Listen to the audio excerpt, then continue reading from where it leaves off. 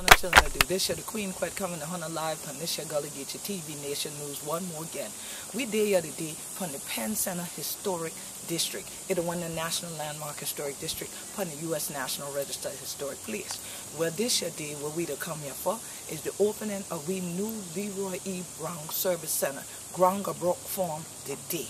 So Hunter children tune in so Hunter know this year that what's going on. And it is indeed my pleasure to have this opportunity to address you for what we think is a grand occasion. I or you could not have done this without the support of our staff, the board of directors, and the board at Penn Center. We've had a long, patient journey to get to this project. We were funded a couple of years ago, but it was a long, tedious task to get to where we are today. I'd like to also recognize Chris Coulson, the architect, who was with us from the beginning. Chris. Funding for this health center, and I'd like to thank the DHHS and HRSA, which actually funded for about $10 million for this site.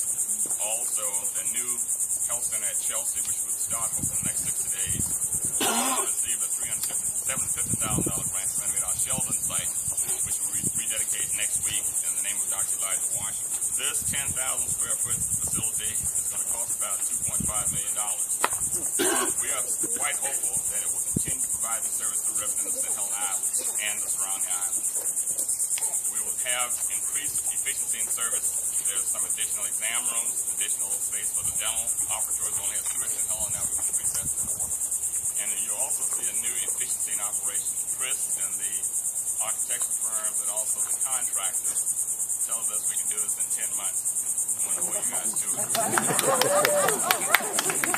So we should start in the next week or so.